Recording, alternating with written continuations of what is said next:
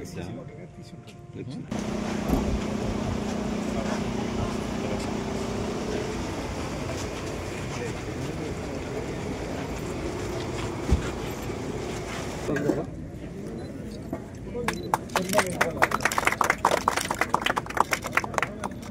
1 second.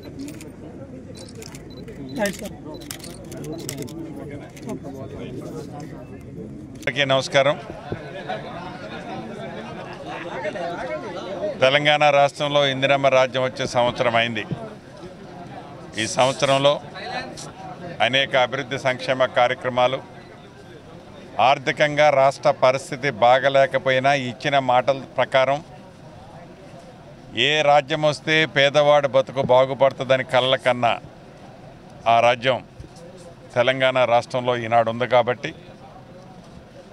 6 గ్యారంటీలే కాకుండా ఇవ్వని అనేక హామీలను చేస్తూ ప్రతి పేదవాడికి కుటుంబానికి భరోసానిస్తూ గౌరవ ముఖ్యమంత్రి రేవంత్ రెడ్డి గారి నాయకత్వంలోని ఈ ప్రభుత్వం వడివడిగా ముందుకు అడుగులేస్తుంది.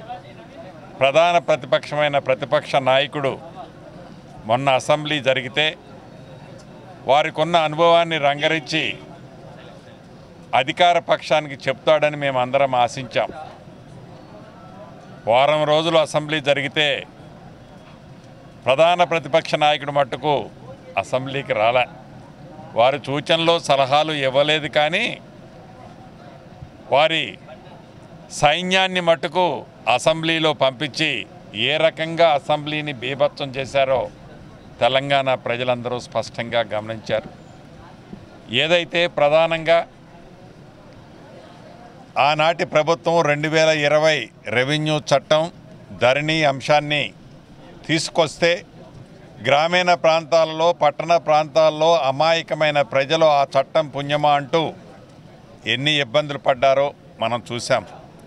ఆ చట్టాన్ని ప్రక్షాళన చేసే దాంట్లో భాగంగా ఏదైతే ఎన్నికలకు ముందు ఇందిరమ్మ ప్రభుత్వం వస్తే ఆ చట్టాన్ని ప్రక్షాళన చేస్తాం, ధరణిని బంగాళాఖాతంలో వేస్తామని చెప్పి అన్న మాట ప్రకారం ప్రజల నుంచి అనేక సూచనలు, అభిప్రాయాలు సేకరించి వాటికి అనుగుణంగా కొత్త చట్టాన్ని తయారు చేసి అసెంబ్లీలో పెడితే ప్రధాన ప్రతిపక్ష నాయకుడు అసెంబ్లీలోకి రాకపోగా వచ్చిన వారి శాసనసభ్యులు కిష్కందకాండలాగా అసెంబ్లీలో గౌరవ స్పీకర్ గారి మీద పుస్తకాలు విసిరేయటం, అదే పద్ధతిలో రెవెన్యూ మంత్రిగా ఆ బిల్లును ప్రవేశపెట్టేటప్పుడు నన్ను కూడా మ్యాన్ హ్యాండిలింగ్ చేయడానికి ప్రయత్నం చేయటం జరిగింది. ఎంత దురదృష్టకరమో, ఎంత బాధాకరమో తెలంగాణ ప్రజలు ప్రతిదీ గమనిస్తూనే ఉన్నారు. అయినా మంచి చేసిన దాన్ని మంచి జరుగుతుంది అని చెప్పే సంస్కారం లేని ఆ ప్రధాన ప్రతిపక్ష నాయకులకి, అంతేకాదు ఏదైతే ఈ రాష్ట్ర ప్రజలు కోరుకున్నది చేస్తుంటే దాన్ని జీర్ణించుకోలేని ఆ ప్రధాన ప్రతిపక్ష నాయకులు గతంలో 2 సార్లు బుద్ధి చెప్పారు. గ్రామ స్థాయి నుంచి జిల్లా స్థాయి వరకు రాబోయే ఎన్నికల్లో కూడా మళ్ళీ బుద్ధి చెప్పబోతున్నారు. అది గ్రహించి వారు ఈనాడు ప్రజలలో పోలేక మీడియా ముందుకొచ్చి మీడియా ముందు గగ్గోలు పెడుతున్నారే తప్ప ప్రజల కష్టాల కోసం, ప్రజల శ్రేయస్సు కోసం, ప్రజల అభిప్రాయాలు ఎరిగి వాళ్ళు ఈ కార్యక్రమాలు చేపట్టడంలే, కేవలం వారి స్వార్థం కోసం. ఏదైతే ఎంఐఎం శాసనసభ్యులు అక్బరుద్దీన్ గారు అన్నట్లు ఆ కుటుంబానికి సంబంధించిన 4 కోసం, ఆ కుటుంబంలోని ఒకళ్ళ మీద మన సొమ్ముని విదేశాలకి వాళ్ళ కరెన్సీలో తరలిస్తే దాని మీద చట్టరీత్యా చర్యలు తీసుకోవాలని ప్రభుత్వం అనుకుంటే ఆ ప్రభుత్వాన్ని, అనుకున్న ప్రభుత్వాన్ని వక్రీకరించే విధంగా, ఆ విషయాన్ని విచిత్రంగా మార్చే విధంగా విదేశాలకు పోయిన డబ్బు కొల్లగొట్టి విదేశాల్లో ట్రాన్సాక్షన్స్ని ప్రభుత్వ పక్షాన అధికారులు ప్రూవ్ చేసే టైంలో దాన్ని వక్రీకరించి రాజకీయ లబ్ధి పొందాలని ఆ ప్రతిపక్షం చూడటం చాలా బాధాకరం. ఇక ఇందిరమ్మ ఇళ్ల విషయానికి వస్తే సుమారుగా నాకు తెలిసి ఇందిరమ్మ రాజ్యం వచ్చిన మొదటిలోనే ప్రతి ఇంటికి ఇందిరమ్మ ప్రభుత్వం పంపించి అధికారుల్ని వాళ్ళకి కష్టాలేంటో తెలుసుకున్నాం. దాంట్లో భాగంగా సుమారు 1,15,00,000 అప్లికేషన్లు వచ్చాయి. ఈ 1,15,00,000 అప్లికేషన్లో ఇందిరమ్మ ఇళ్ళు కావాలని అడిగిన వాళ్ళు 80 లక్షల మంది ఉన్నారు. ఈ 80 లక్షల మందిలో గడిచిన 10-12 రోజుల నుంచి సుమారు 41 లక్ష మంది ఇళ్లకి ప్రభుత్వ అధికారులే వెళ్ళి ఏదైతే ఇందిరమ్మ ఇళ్లకు సంబంధించిన యాప్ ఉందో ఆ యాప్లో వారి పూర్తి వివరాలు స్వీకరించడం జరిగింది.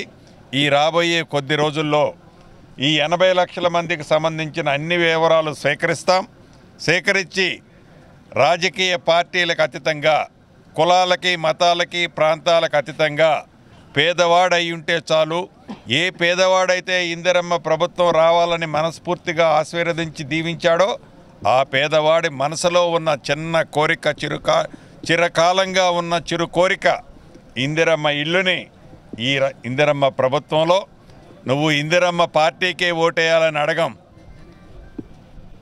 పేదవాడై ఉంటే చూడు, ఇందిరమ్మ ఇల్లు ఇచ్చే కార్యక్రమానికి శ్రీకారం చుట్టాం.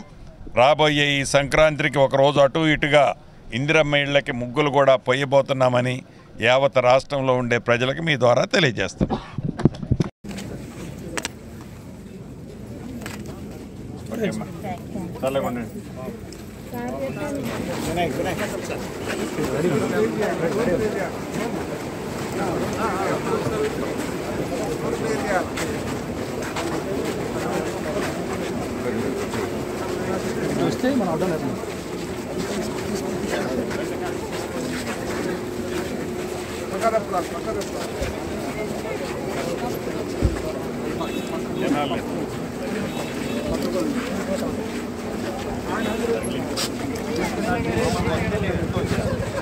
మామూలు కాలం సరిపోతుంది.